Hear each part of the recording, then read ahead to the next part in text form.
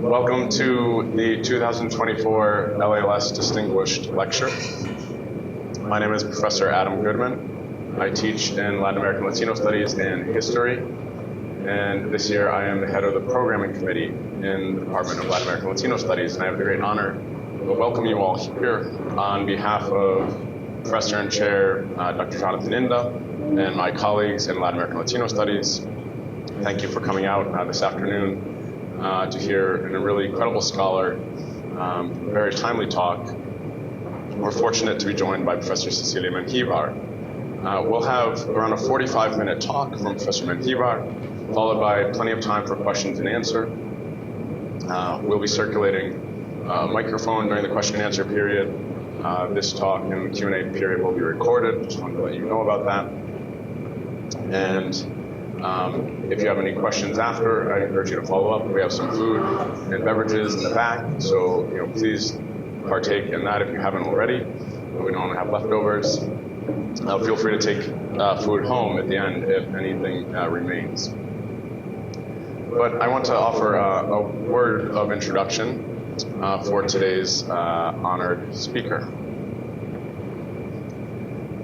Cecilia Menjivar is the Dorothy L. Meyer Chair in Social Equities and Professor of Sociology at UCLA, University of California, Los Angeles.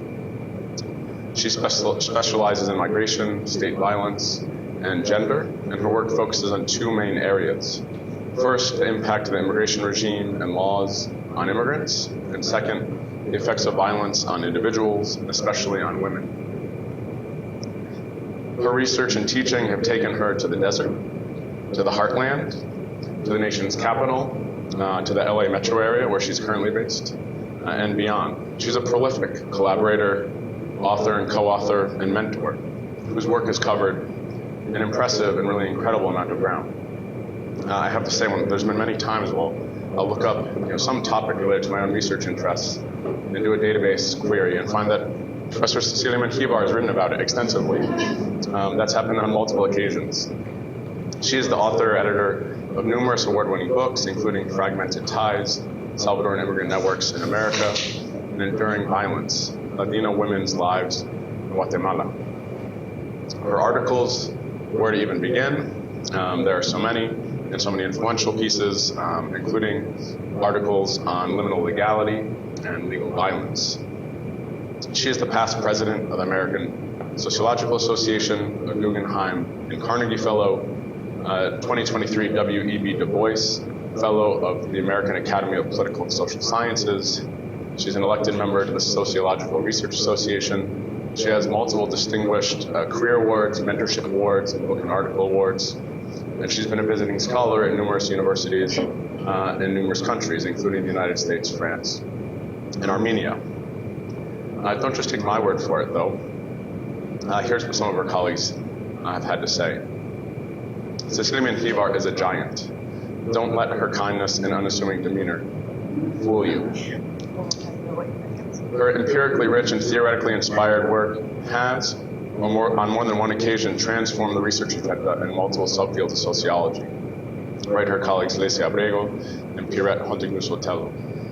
Mary Waters of Harvard says her brilliant and empathetic studies of how the laws affect everyday people reverberates throughout society, and it's sociology at its very best, theoretically rich, empirically rooted, and policy relevant. And one of her mentees, and current professor, Andrea Gomez Cervantes says, Professor Menjivar taught me how to do academia as a first-generation immigrant Latina. She showed me how to create rigorous research that can lead to social change. And I also want to add that for the context of our event today, the distinguished lecture, I think she's the perfect speaker. As we celebrate the 50th anniversary of the founding of our program and department, there's no one better than Cecilia Menjivar to join us and to share her work and insights. Her work embodies LALS's founding mission and ethos. She's an advocate, proponent, and practitioner of interdisciplinary research with a global vision that centers on social justice. Her rigorous, public-minded scholarship focuses on both Latin America and on Latinos in the United States. And the public impact of her work has been significant. She served as an expert witness in asylum cases. She's conducted and shared research for legislative campaigns, submitted amicus briefs for DACA and other lawsuits in federal court, and she's been an essential advocate in the fight to maintain temporary protected status for Central Americans and others. Blaine Bookey, the legal director of the Center for Gender and Refugee Studies, says, Menjivar's work as an expert witness in asylum cases has saved lives. So we're very fortunate to have her with us today as the 2024 LALS Distinguished Lecturer. Please join me in welcoming Professor Cecilia Menjivar to the podium.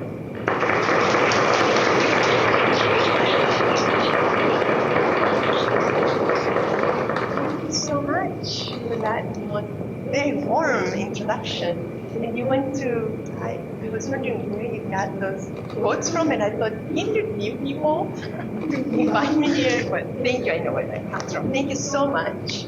And thank you for inviting me to give this lecture, inaugural lecture, and to inviting me back to UIC. I've had a lot of colleagues and friends here, so this is very special for me as well.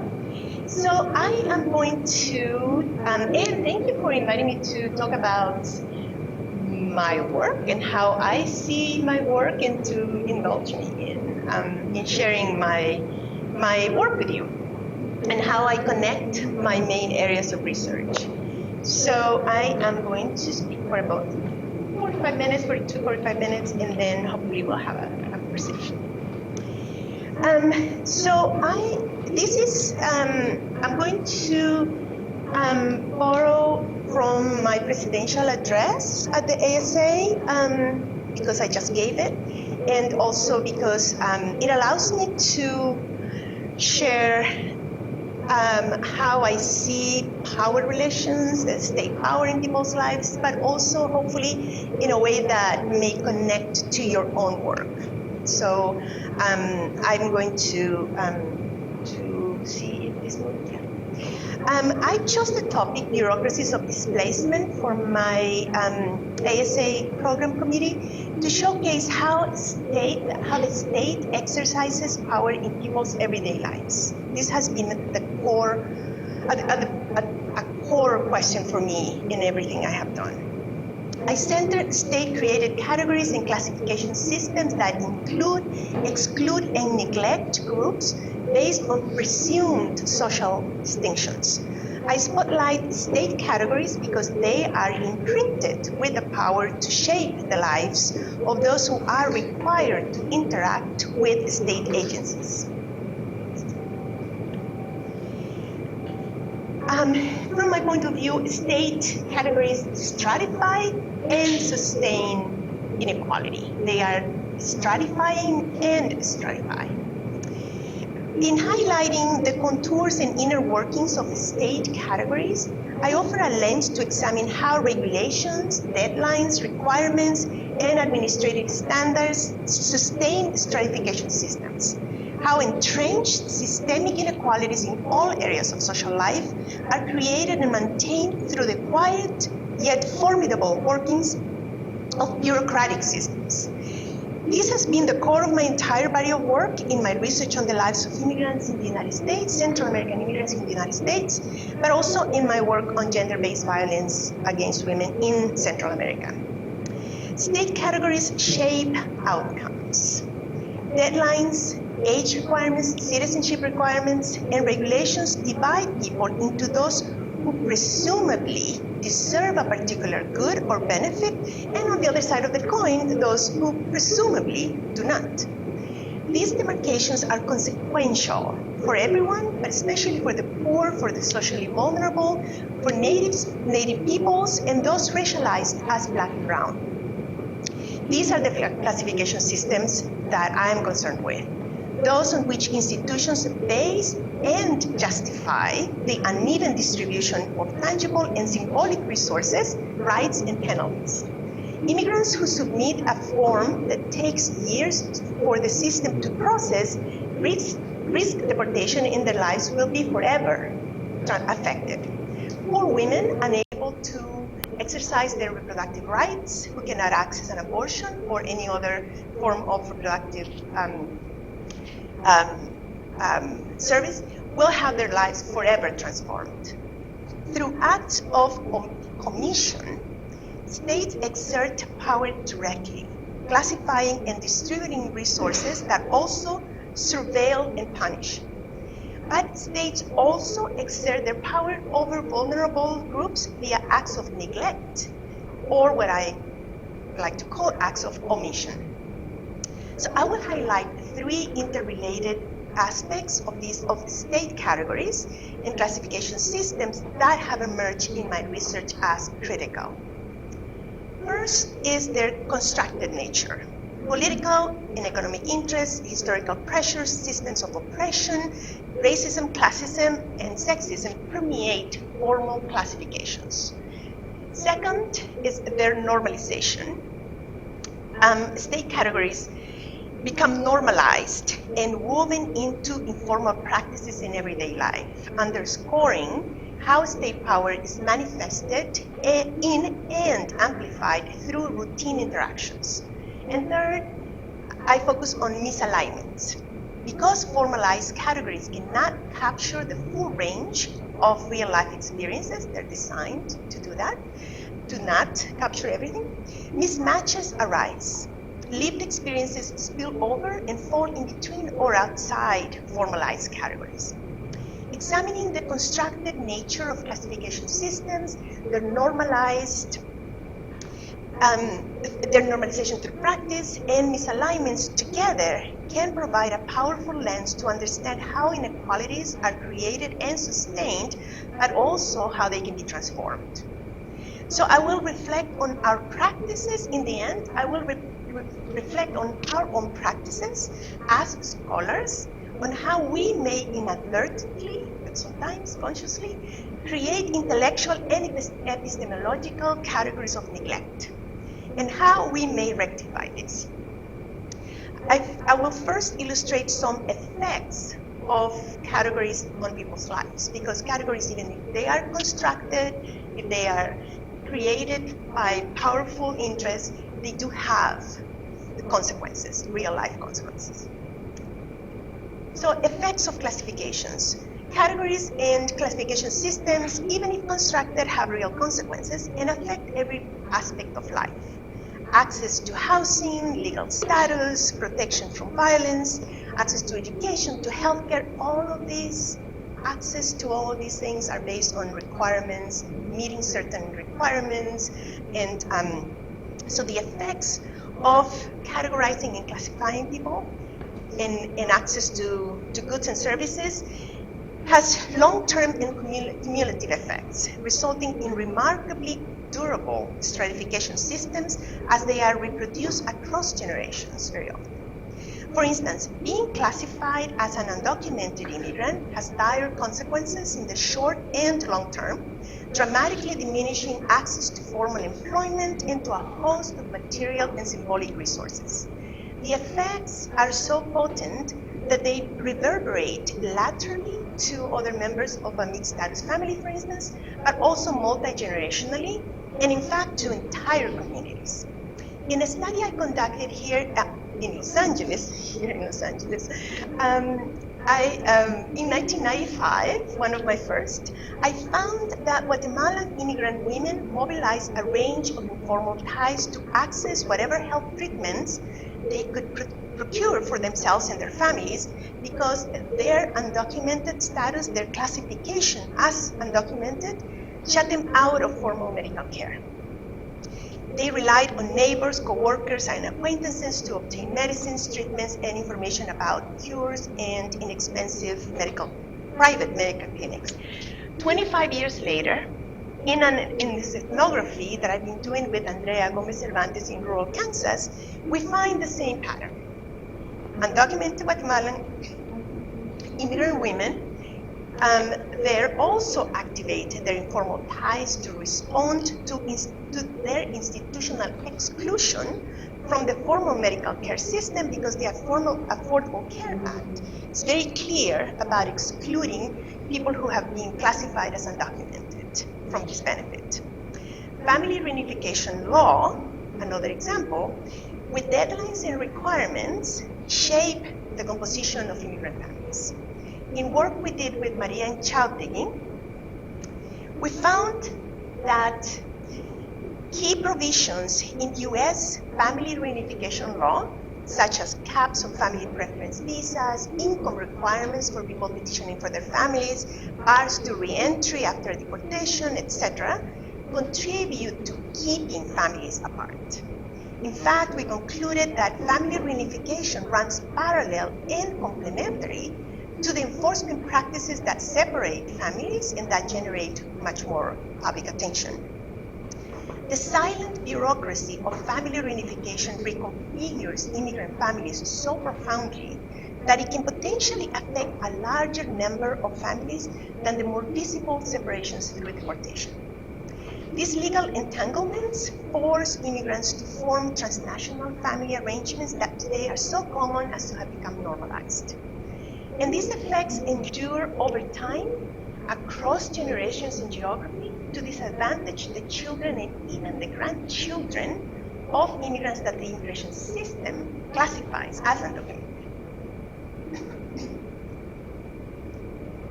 I should note, a parenthesis here, that family separations today and historically have been rooted in racist ideologies predicated on classifications based on racial ideologies, class, and family stereotypes, and therefore have mostly affected Blacks, and African Americans, Native Americans, Latinos, Latinas.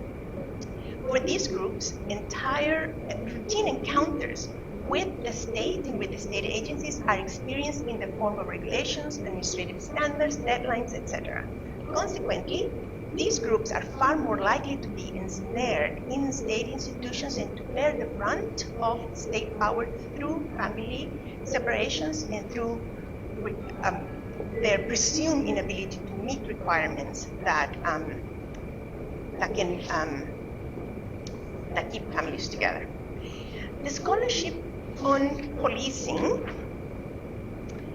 and confinement has highlighted the collateral and enduring consequences of state classifications, especially among African American men, their children, their families, and their civil and citizenship rights.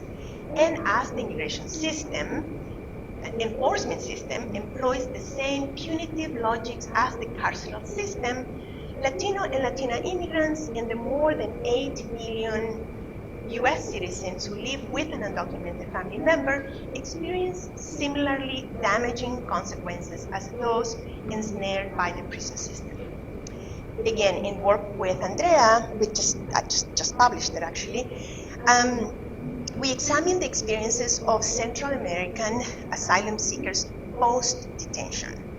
We find that the costly bonds and alternatives to detention programs into which they are placed keep these women and their families both system embedded and system indebted, a classification that they have to live with indefinitely until their cases are reviewed. Given the significance of state categories on people's lives, I now turn to the three aspects of state categories that I highlight for you today. The first aspect is their constructed nature and of these classifications. Categories, classifications, and regulations are never neutral. History, economic interests, political pressures, racism, and settler colonial systems have shaped them deeply. For instance, the US immigration system created two categories that underscore the malleability and constructedness of state categories and their commingling with larger racially based carceral projects of the state. Included in the 1988 Anti-Drug Abuse Act, the category of aggravated felony created new grounds for deportation.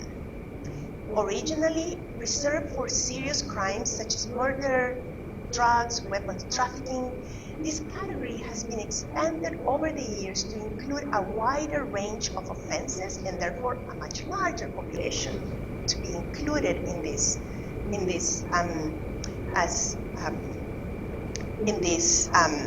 felonious categorization. Today, it includes even minor infractions, reclassifying immigrants' traffic tickets and shoplifting as felonious and therefore deportable offenses, and as criminal offenses, of course. The broadening scope of this one category over time has contributed to the ballooning of the immigrant population in detention and at risk of deportation. Also, as part of the larger punitive projects, the US invented the category of unauthorized reentry. Incarceration, excuse me, my allergy medication dries my throat completely. Incarceration for unauthorized reentry has been in the books since 1929, but never really fully enforced until the early 1990s with the massive expansion of immigration enforcement under the Clinton administration, which aligned immigration control with the economically and politically more profitable and racially unequal carceral system. Today, a first-time unauthorized entry constitutes a misdemeanor, but each re-entry is classified as a felony. Since the 1990s, the prosecution of re-entries as felonies has contributed to the spectacular increase in the number of immigrants, mostly Latinos, in federal custody for the crime of re-entering the country after deportation. Most of people who have been forced to be separated from their families re-enter because they have left their close ones behind. These enforcement strategies are deeply gendered, classed, and raced. These are the ideologies that permeate the creation of these categories, to start with. Poor Latino men from Mexico, Honduras, Guatemala, and El Salvador, and increasingly from Haiti, are disproportionately targeted, making up close to 90% of people in detention and facing deportation today. It's no coincidence, it's not a random thing. The US immigration system contains numerous other examples of reclassifying categories over time to involve more and more populations. But the US, I should be very clear, the US and other wealthy countries are no exception here. For instance, in a clearly anti-Haitian racist decision, the Supreme Court of the Dominican Republic retroactively stripped several generations of Dominicans of Haitian descent, stripped them of their citizenship, of their Dominican citizenship, rendering them effectively stateless overnight. Trinita Childress has written a fantastic book on this. Other countries have used similar reclassification strategies to displace unwanted groups, be they immigrants or domestic minoritized populations. Importantly, these policies are couched in neutral legal language, seemingly objective language, and regulations and requirements, so that when people say something about them, it's the law, it's the requirements, it's the regulations, but we forget that they have been created for a particular reason. So they are not objective or neutral. Such regulations are suffused with class, gender, and race-based ideologies and reflect larger exclusionary systems. Consequently, their effects map onto and sustain existing patterns of inequality. And although US immigration categories are created in the United States, it would be incorrect to assume that they only reflect US domestic exclusionary systems. US economic and political interest and foreign policy considerations have deeply shaped the categories of immigration condition. For instance, since the 1980s, Central Americans have been fleeing dislocations that the US has contributed to creating. Yet, these immigrants have faced some of the most exclusionary conditions in the United States, formal exclusionary conditions, as the US government has consistently refused responsibility for its long-term military, economic, and political interventions in Central America. So Central Americans' asylum claims have been denied, and today they are being denied even the right to apply for asylum by forcing them to remain in Mexico. For 40 years, these asylum seekers have been reclassified as undocumented immigrants and, on top of that, criminalized as suspect of gang membership, disproportionately experiencing the force of the immigration enforcement. The case of Haitians is very similar, in my view. Their country has been plundered and devastated by the wealthy countries that today try to deny Haitians' claims for protection. For these emblematic cases, race, foreign policy, and immigration enforcement intertwine to create not just categories of exclusion, but categories of dehumanization. When talking about state categories, I don't mean to present them as static or monolithic. Different administrative units in a government, in the state, pursue different projects. So each agency has their own requirements and their own deadlines and their own guidelines. So people who have routine encounters with state agencies, often with multiple state agencies at once, find themselves navigating multiple classification systems at once and facing conflicting requirements, which serves to entrap them in multiple bureaucratic layers in enduring ways. The second aspect of categories that I want to highlight is their normalization through everyday practices. State categories have utility because they are stamped with the power of the law and integrated into institutional practices. But they do not exist in a social vacuum. People respond and mobilize to resist, to change, and contest state categorizations. But people also organize to produce new categories that then the state formally incorporates in the system. So social actors outside the state also contribute to creating and shaping categories, not just resisting them. For instance, immigrant groups have mobilized to carve out legal spaces. It was undocumented youth who organized to pressure the Obama administration to create the DACA program. And the mobilization of Salvadorian immigrants in the 1980s played a key role in the creation of temporary protected status that then was included in the 1990 Immigration and Naturalization Act.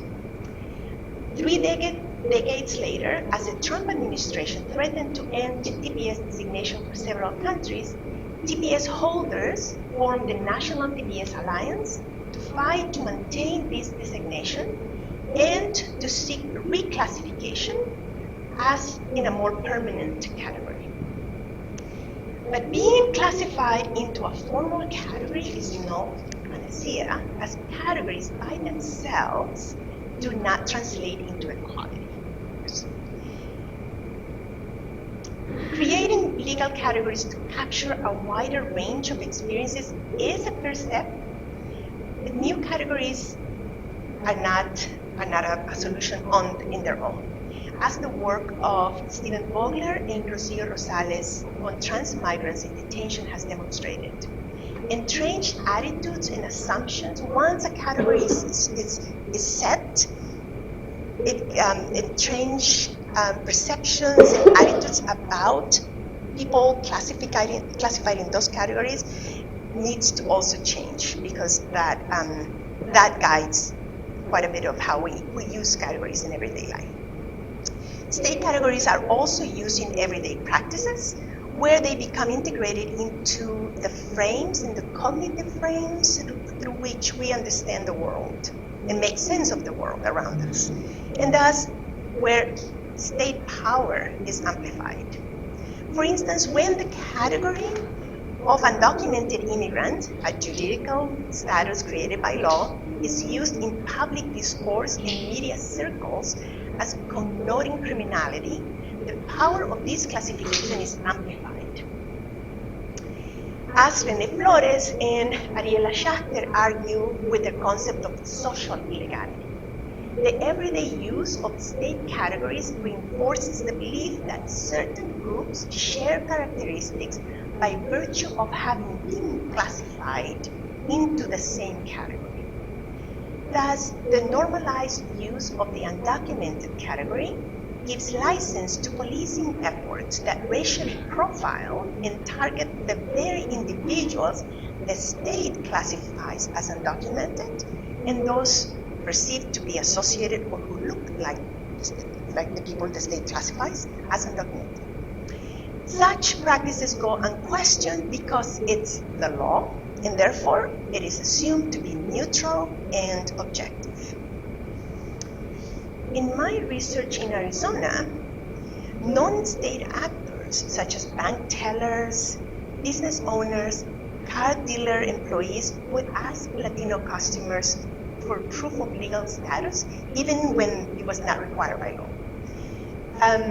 Josefina, a Salvadorian woman living in Phoenix, told me that even supermarket employees had asked her for her documents when purchasing a money order. The power embedded in these interactions is not lost on the immigrants. When I asked another woman why she thought they were being asked for documents in these small everyday transactions, she simply said, because they can. So they understand that there's power that comes with asking someone for their proof of legal status. In essence, non-state actors, therefore, do the governmentality work of the state, which happens when state categories become embedded in how we understand the world and shape everyday interactions, and also take place in hostile social contexts where they are also racialized. Immigrants also use state categories on themselves and on co-ethnics, which maps onto other exclusions. In our ethnography here in rural Kansas, with Andrea, we find that indigenous Guatemalan immigrants who are undocumented are often exploited and cheated by the more established non-indigenous Latinos and Latinas, who take advantage of the multi-layered legal, racial, class, and linguistic vulnerability of the indigenous Maya immigrants. Accordingly, when the documented-undocumented binary is deployed within a community, it exacerbates and it builds on and amplifies existing exclusionary practices and solidifies the power of the state-created binary. We also use state categories in our own research, often because it is how the data are organized and collected, and how also we make our work legible to colleagues. In doing so, however, we may unwittingly contribute to normalizing and enhancing the supposedly objective, neutral, and apolitical nature of the very categories that we critique as constructed. This is the beginning of my little critique I have here. And third, another aspect of categories that the way I see them, the way I come up in my work, is misalignments. By design, state categories facilitate the work of bureaucracy that cannot capture the range of people's experiences. Therefore, by misalignments, I mean experiences that remain uncaptured by formalized classifications. Experiences spill over categories, but misalignments also result from neglect, as when the state abandons vulnerable populations. Finally, misalignments also arise in the crevices created by law, as experiences also fall in between formalized categories. In my very first article publication, I faced a misalignment challenge as I tried to fit the experiences of Salvadorian immigrants in my project, my very first project in San Francisco, for my dissertation actually. I tried to fit their experiences into the established immigrant refugee binary that we use in research.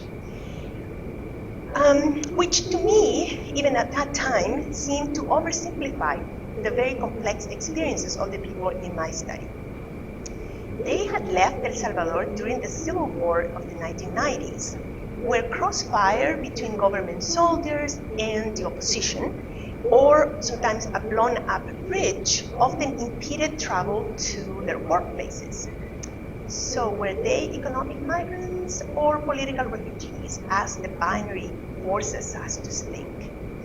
I couldn't settle the question, and instead I concluded that it was geopolitics and governmental decisions that determine who is classified as a refugee, not a match between the plight of the people seeking protection and the state's definition.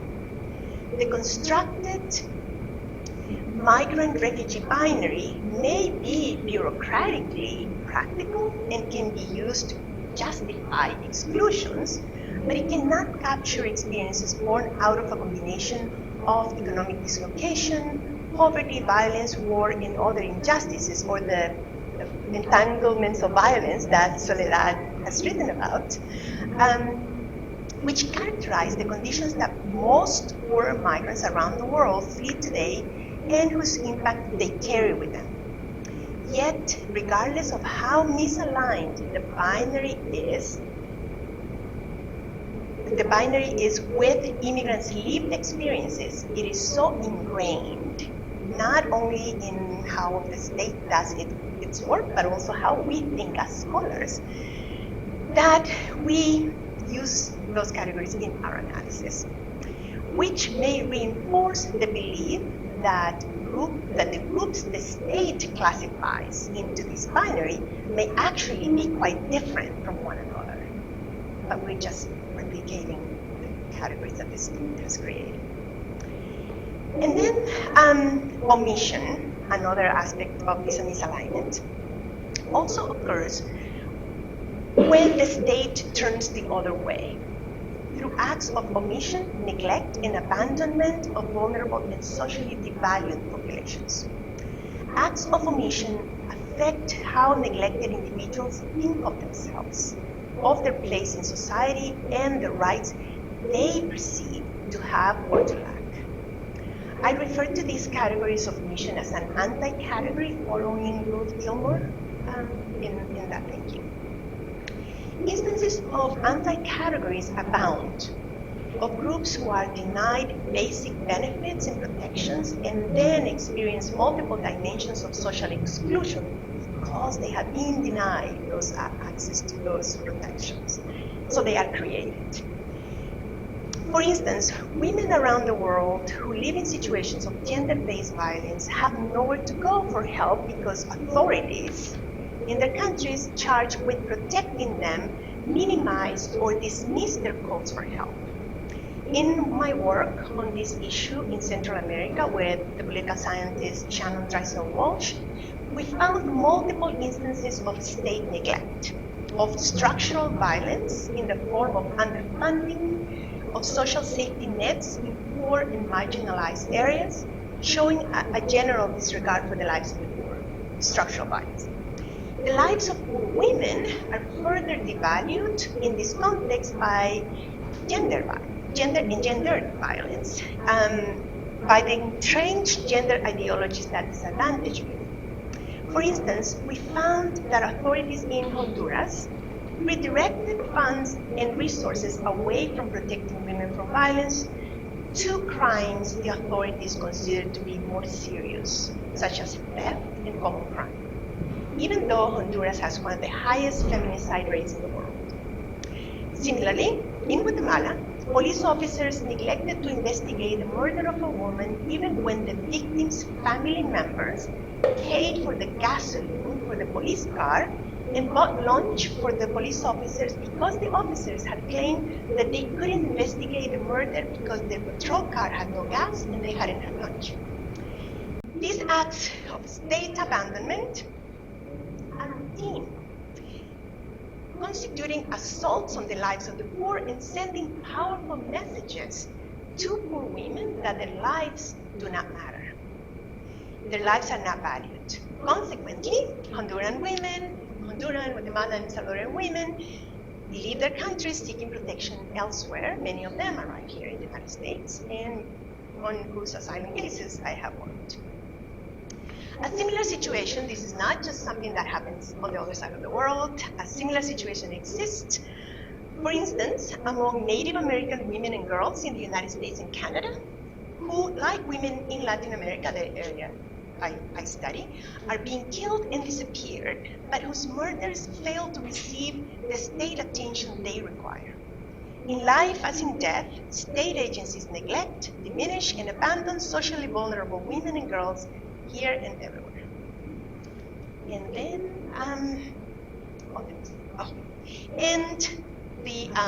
the last part of my misalignments is the in-betweenness aspect of these categories. Classification systems naturalize hierarchical systems, assigning people to categories into which they fall either in or out, but people's experiences also fall in between those grades or ages of categories. In fact, it is the experiences of immigrants caught in between categories, living with one foot in one legal status and the other foot in the other, that prompted me to think more deeply about experiences in such spaces, what I have referred to as liminal legality. Emblematic examples include immigrants on temporary protected status on DACA, and those who wait in limbo for years for their applications to be adjudicated. I conceptualize experiences of in-betweenness as a condition because people in these spaces inhabit temporarily and partially two very different, even opposing categories. This, I see it as materially, socially, existentially even, quite different from being classified into one or the other. In my work, I have found that living in this condition, often for years, if not decades, deeply impacts individuals' sense of self, their relationship within their families, and their contacts with institutions. It even emerges in their artistic expressions. But while this in-between condition is characterized by the anxiety of waiting and precarity, it also generates a sense of hope for the future and possibilities for exercising the rights that people in this condition do have, which has given impetus to immigrant mobilizations seeking justice and reclassifications. However, the uncertainty embedded in temporary legality as a tool of immigration control that has multiplied, it's still used in every immigrant receiving country, erode some of the benefits of holding even partial documentation. So I hope I have brought to your attention, thank you, Julie. I hope I have brought to your attention the multifaceted significance of the state through classification systems and categories of inclusion, exclusion, and neglect in the lives of vulnerable and stigmatized and devalued populations. Adopting a critical perspective when using state categories in our work can reveal how systemic inequalities are created and sustained through natural, seemingly neutral and objective rules, policies, and laws. And I hope my comments have resonated with your work. Now, I want to, my final point, I'm going to turn the lens onto ourselves. We do create categories of neglect as we do our work. We include, exclude, and neglect as we produce knowledge. So the state does that, and people naturalize those through interaction, but we also do that as during the work we do. We are at a critical moment in the United States. All moments are critical, but this is particularly, I think, critical, where institutions, constitutional protections, women's lives and rights, and the environment are all at risk. Various forms of violence and are rampant, and enduring inequalities have been brought to light and amplified. Thus, I find it imperative to engage sociological knowledge produced in the Global South, not as a geographical region, but as a geopolitical location, the Global South, in those contexts where civil conflicts, state violence, authoritarianism, the largest refugee flows are located, and economic dislocations have been endemic. Some of you, I know, you already do this, but most of us don't. And I'm not talking about doing work outside the United States. I'm talking about bringing knowledge from those regions to illuminate the work we do here. In dismissing entire bodies of knowledge produced in marginalized regions of the world, we omit, we create categories of neglect. Knowledge, I'm going to have this because, sorry. Knowledge produced in the Global South can be generative and illuminating. It can help us to rethink concepts and recalibrate our analytical lens to critically examine, for instance, state categories. Sociologists in the Global South have produced a robust scholarship that can illuminate our work here. That knowledge can help us to better understand conditions in the United States today, not the least because the same forces that have ravaged the Global South are also wreaking havoc here. Personally, I have benefited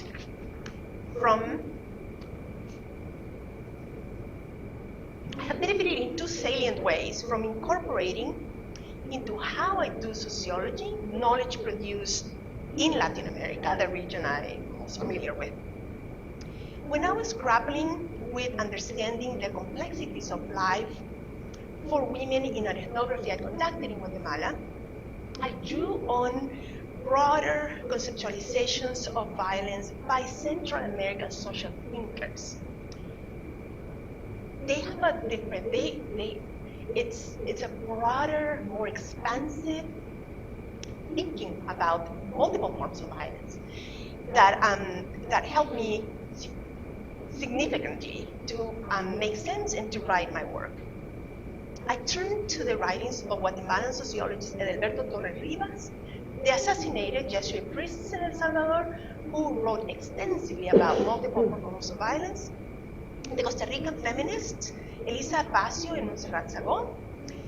Guatemalan social scientists also have helped me. There they are.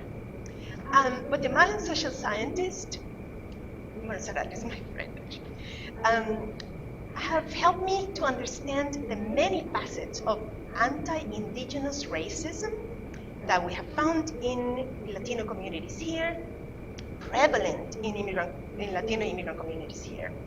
And it is these scholars' expansive and innovative theorizing on violence that led me to conceptualize the US immigration system as a form of violence, legal violence, given the suffering it produces in the lives of immigrants. So it was their thinking that I'm applying to understand conditions here. So I invite us all to consider drawing from knowledge produced in those contexts, but also to collaborate with scholars from those regions and to be open to work done in the Global South so that authors from the Global South do not have to justify the value of their work for us. Another benefit I have derived from the Latin American sociological tradition relates to what we refer here as public policy sociology. At least in sociology, that's what we talk. These tensions we debate in the United States between advancing science, doing academic work, or engaging publicly in the struggles that we identified in sociological knowledge have been blurred for decades in Latin American sociology. Indeed, the challenge in that region is not to choose one or the other, but to find better ways to better combine the two. Latin American sociology has given the world rich theoretical lenses and concepts, but Latin American sociologists have been involved in applying this knowledge to create social change that, for instance, during the military dictatorships of the 70s and 80s, sociologists were targeted for the work they still do, and entire departments of sociology were shut down. Today, sociologists continue with one foot in academia and one foot in the public sphere to do this important work. And Cecilia Monzon is they're both my colleagues, Eugenio Sosa, as the both sociologists. They both are very public figures. And Cecilia has a public radio station and has been very involved in public spaces in Guatemala. Eugenio is actually in the government right now. He's director of statistics in Honduras. But he continues. We just published a paper on authoritarian regimes with him. So this is how people live their lives. So they continue to produce powerful scholarship while also engaging in social transformation, including the successful campaigns for abortion rights that have swept Latin America. They have demonstrated time and again that it is possible to do both public and public academic work in public advocacy and do it well. So instead of dismissing Latin American sociology, it has deeply influenced me throughout my career, my thinking, as I study issues here. Since my years of graduate school, it is this long tradition that has inspired me to contribute with my scholarship to a variety of efforts to eradicate or at least ameliorate the harmful effects that the state-created categories and classification systems have had on the people at the center of my work. So in closing, I hope that this moment in U.S. history will give us impetus to rethink the connections among entrenched inequalities, state power, bureaucracies of displacement, and also to rethink our place in knowledge production, and to look to connecting with scholarly production in the regions of the world that have long experience and have long studied the conditions that we are facing in the United States today. So thank you so much.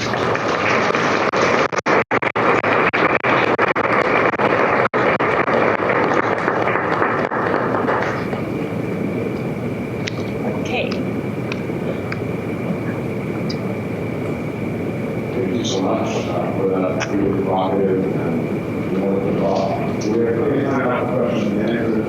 I will come to you very directly. Feel free to raise your hand, introduce yourself to your if you feel comfortable doing so. And we will have a chance for conversation with Dr. Menjivar.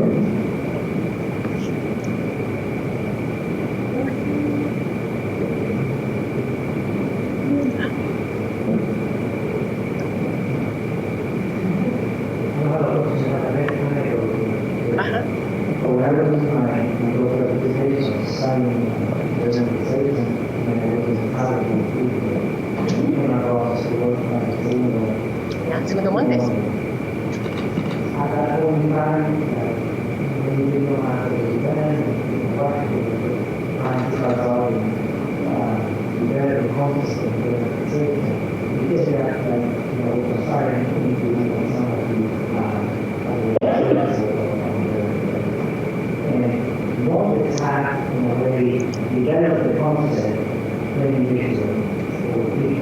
Yes.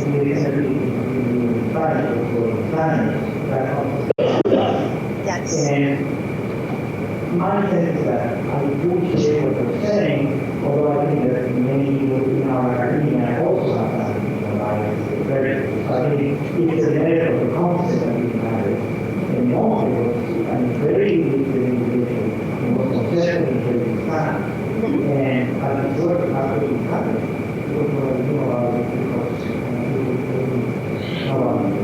And the thing is, this is very important what you mentioned, that nobody knew, and that's my.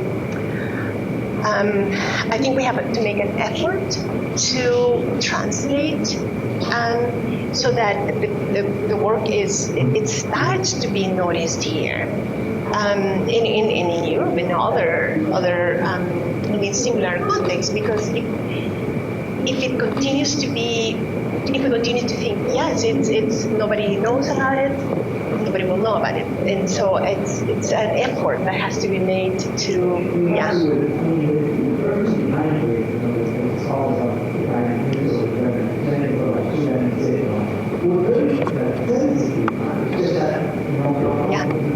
Yeah. But well, it's a matter of we can knowledge Yes. Yes, and that is another point, because a lot of so much of what we do here is translated into other languages. English is so dominant in many respects, but not the other way around. There's so much production in Latin America, for instance, major space, and it's not translated, so people don't have access to it. But the concepts have been developed. The section on theory and in the ASA, for instance, with Claudio Persetsky, he says all these concepts that we're just beginning to think about here have been in Latin America, in urban Latin American studies for 20, 30 years. And so he has he wrote a beautiful article on that, because if it feels these things have already been thought about, we could advance in more sophisticated ways if we took into account things that, so we don't reinvent the wheel, basically. Yeah.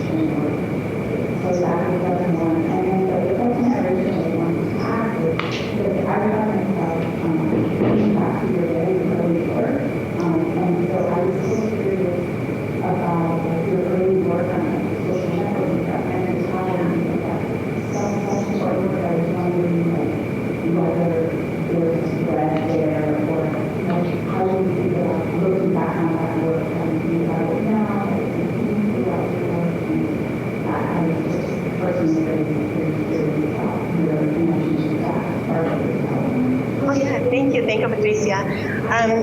In response to the first question, I think we have to expose our students. And here you have a fantastic environment that with great capacity to expose students to knowledge produced definitely in Latin America. I think this is quite an exceptional space for that.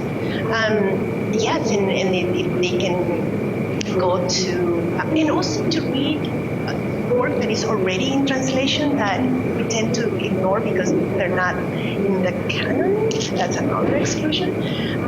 So I think that's there are efforts that we as the educators can make to expose students. In response to the second question, how this connects to my early work, in my head, it's clearly connected because in my early work, the explanation I provided for why networks of Salvadorians weakened and broke down and were more complex was because of the state reception to these immigrants when they were fleeing conditions of violence and were met with a reclassification. Instead of being classified as refugees or as asylum seekers, they were classified as undocumented immigrants from the very beginning. They applied for protection, but in 1980, at the height of the war, or the beginning of the war, 0 applicants of Salvadorians were given.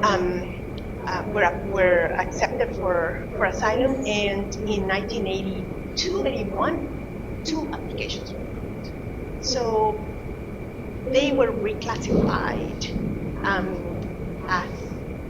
as undeserving, as not deserving protection. And so from the very beginning, and one consequence of that was that they ended up with not very much for themselves, much less to share with others. So that, of course, undermined reciprocity and everything they did, and networks weakened.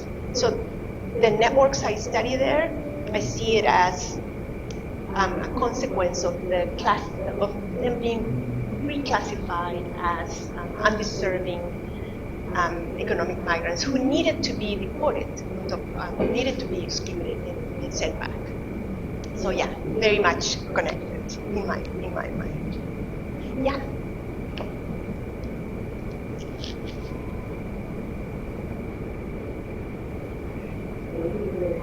I'm wondering if you could help me encourage because I don't have an answer for that because I got asked recently about the situation and saying that migrants and Chicago, but also thinking more broadly about your work in other community team settings or responses that are created by certain needs and times and terms, something that maybe could shed a little light on how we might think about sort of programs and other things, but also you could give advice as scholars and other things about how we might help reshape the conversation going forward, which seems incredibly counterproductive and more along the lines of cutting down on immigration rather than creating more specific policies. Yeah, and with respect, there is TPS for Venezuelans, about 500,000 Venezuelans.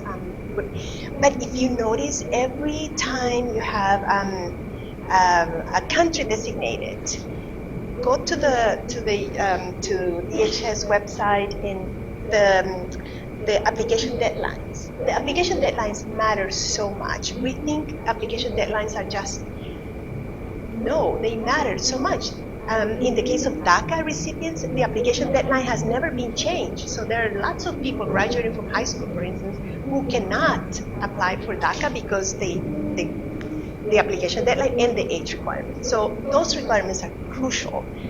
Venezuelans now have, they can apply for TPS, but then the application deadline, and it is temporary. This is going to end. It has to be redesignated and so on, as is happening in other cases. What can scholars do to reshape the conversation? Because, of course, the easiest thing in the current moment, in the current context, is to criminalize immediately. And so I think to change the conversation, to do more public work, to deploy jury, and yes, and because that has direct impact on how the public. It's so important to even little by little inform the public, because it is public perceptions that then reach the elected officials that then can change policy. And so public perceptions at the very local level are very key, I think, even more than, well, at the same time, of course, going for reaching to elected officials and policymakers, but public perceptions of the general public are really very, especially of those who have the power to vote. That's to speak more publicly, really, doing some more public, having more public presence in different ways.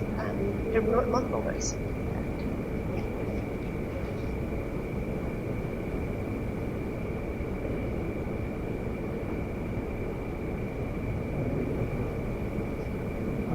My question is more technical. So I'm kind of wondering,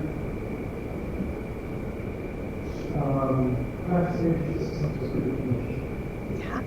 So I'm wondering what you know about what these classification it's not to simply locate kind of subsidies which are a part of a kind of universal city formation. And to whatever extent, for me, the critical moment is we're no longer face-to-face communities.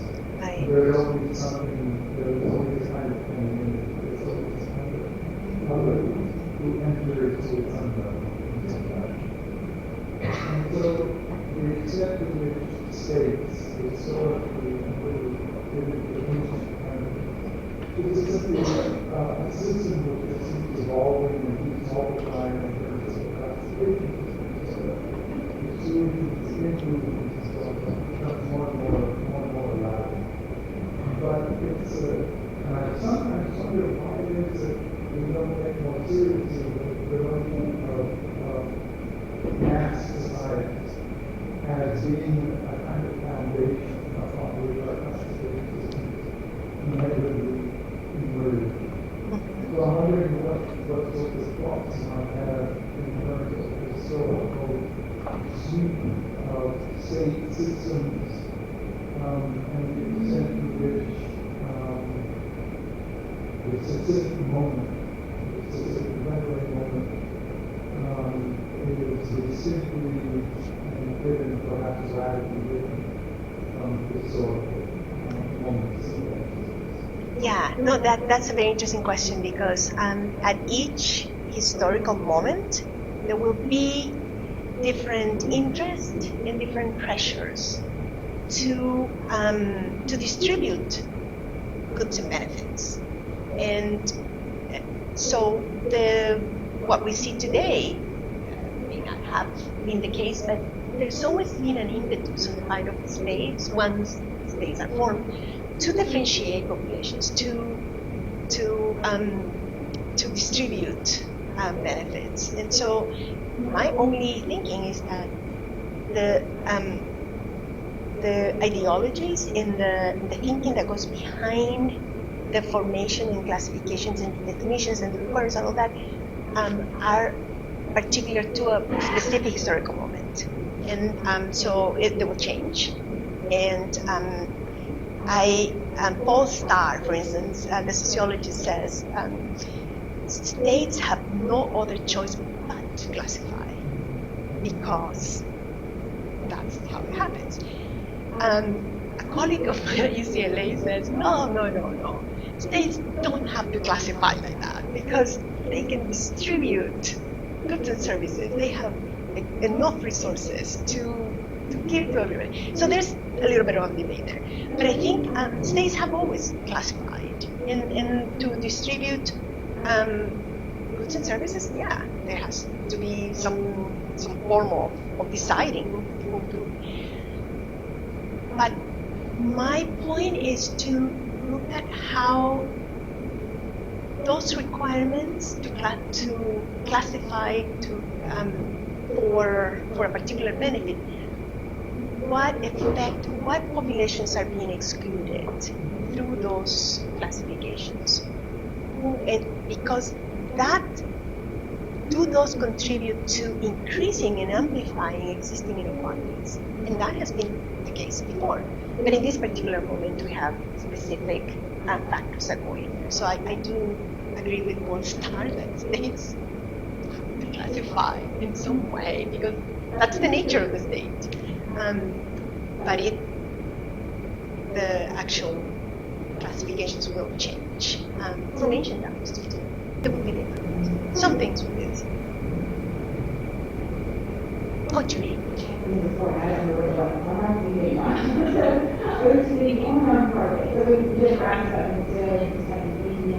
A lot of your work is groundbreaking, thinking outside and sort of completion of the American doing for weekend, rooted in some kind of project beyond that. And there's just a lot of practices, I think, of that in our scholars. And I just wonder if we need to see.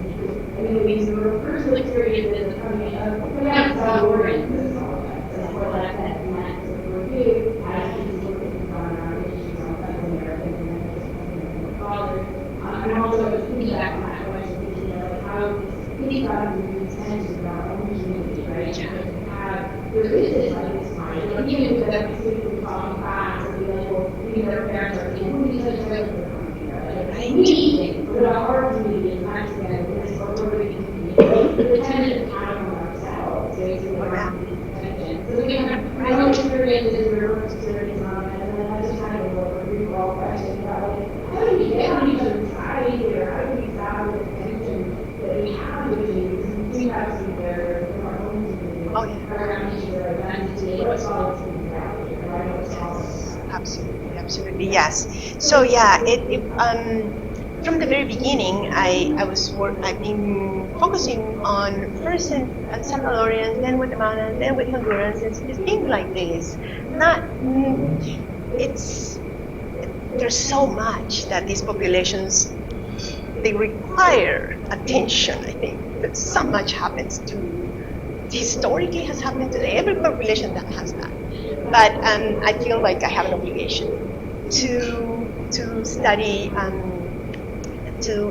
not to study, but to share and to produce knowledge about the groups that have been at the center of my work. It has not, people have told me that, for instance, when I was doing my dissertation was in El Salvador, someone said, "Oh, it's too small a country. How much are you going to write a whole dissertation on that?" So yeah, so it's been like this. Luckily, I haven't paid much attention to those comments because I know how rich and how complex these populations are and how much I can contribute. Everything I have been able to contribute has come from my work with these populations. My thinking of human legality, my thinking of this, that, and the other. It's been rooted in the experiences of the Central Americans that have been at the center of my study. And that's so luckily I haven't. But yes, and people asking me to switch, to expand because El Salvador is such a small country. I never listened to them. So that was good, I think, for my part. But we do, within this issue of intra-Latino racism that I've been writing more about, is quite prevalent. And again, without my Guatemalan colleagues in Guatemala, because I also have the fortune of reviewing all the sociology produced in Central America and about Central America for the Library of Congress. So every 2 years, I get everything that has been written on Central America, which is my bounty. And I have done it because it's needed for the Library of Congress, but also it's my own. I have these amazing reports that only the Library of Congress gets. And so I have this incredible. And so I know what is being written in Central America. I know what people are producing, the thinking, it's different. And so I appreciate that, I include it in my work. But it's not always received. People think it's marginal. It's not the canon. It's not. So imagine the Central Americans is sort of like the margins of the margins. So it's not. But luckily, again, I continue to because I recognize the richness really in their lives and the complexities they bring. But yes, it's not the same. Oh yes, I can go on and on about the comments that make me laugh, but could be really insulting too, about my focus on the populations I work with. Yes, pretty intense. Other questions? Well, you asked me about mentoring. Of course. That's another. If a Salvadorian, maybe I shouldn't advertise this too broadly, but for instance, I am often on dissertation committees outside UCLA because it's for committees of Salvadorians, of Guatemalans, of people doing this kind of work, because I see myself as, I have to, how can I not? Because I want more people to do this kind of work, so yes, there you go.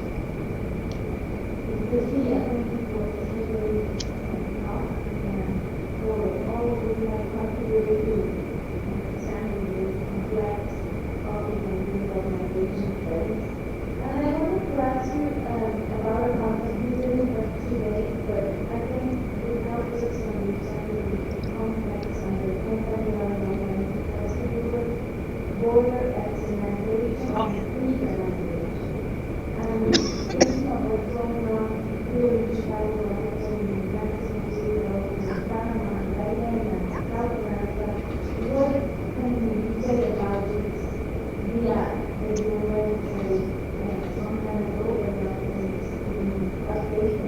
Yes, absolutely. Yes, no, absolutely. Again, this is, I started to think of internalization, externalization, not as something that I imagined. This came from the people in my first project. This woman who crossed, who walked 1/3 of the way from El Salvador to Texas, pregnant. She said, she sort of planted a seed in my head because she said, you know, crossing Mexico is not just straightforward. You cross Guatemala easily, and at that time, this was late 80s. And then she said, but once you start Mexico, it's what do you call checkpoints? There are checkpoints. There are all these things, and right. So what was that? 30 years ago, Central Americans were already experiencing what we see now. So I thought, this is kind of why. And then the institution of visas for Central Americans to go to Mexico, it wasn't the case before. So all these obstacles and barriers, physically in terms of checkpoints, but also administratively, visa requirements. I thought this is growing. This is not just happening internally here. And then with time, I started to see internal immigration enforcement and the creation of ICE as a force to work inside the United States, but also to be deployed to I don't know how many countries. 100 countries have ICE agents. So that to me was very was an alarming thing. But it started out with this with the Salvadorians in my first project. They pointed. In fact, my first book, I have a chapter on the journey because there was so much happening, and the journey determined whether people were going to be able to make it here, stay in Mexico, or go back, which is something very similar to what we see now. So it was again following their lead. I started to think about that, and for everything else, I followed their lead. They know better, I guess, than I.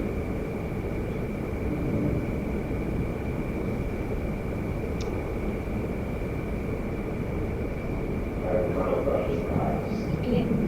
Thank you so much. I'd like to start by the incredible body of work that you produced over the course of your career. When you think about the trajectory, in the moment in which you started the formation of your training as a scholar, was one in which a lot of sociologists were focusing on assimilation and transnationalism. And your work went in different directions and kind of pushed against the tide in a way. And it was centering your role of state policy and shaping migrant experiences and lives.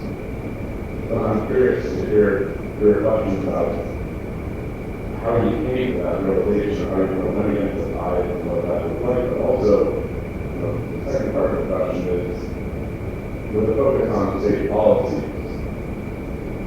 how do we balance that or move beyond the fact that migrants' lives can be boiled down to their relationship with the state. And there wasn't that. And I wonder how you found that relationship. Yeah, the first, how I went against the currents of assimilation thinking and transnationalism at that time. It was so people would tell me, why didn't you do transnational?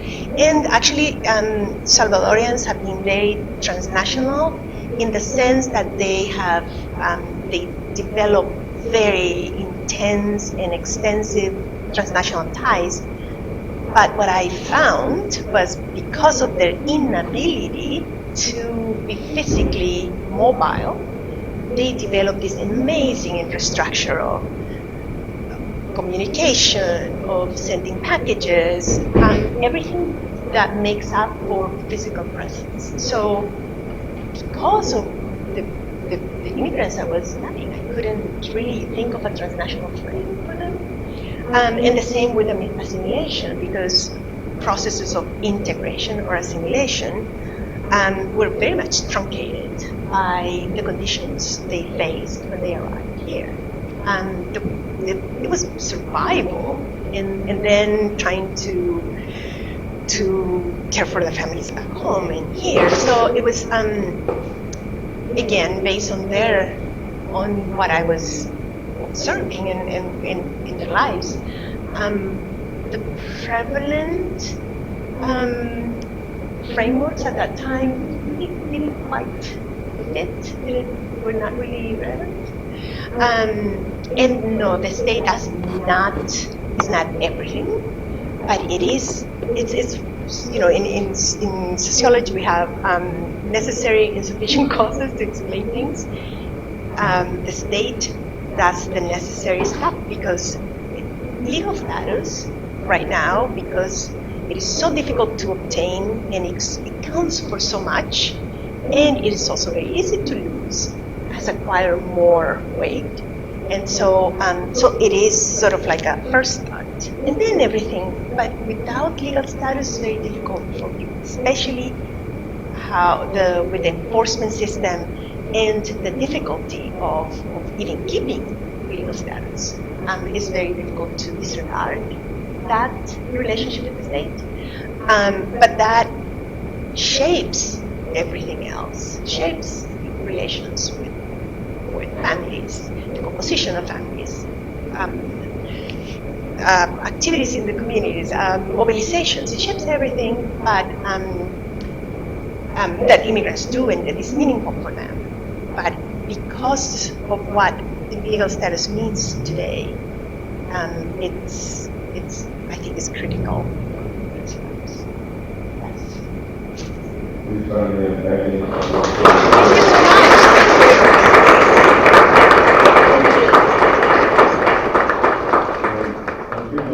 around a little bit and continue the conversation and enjoy some of the food and drink that are in the back. And I think you're going to all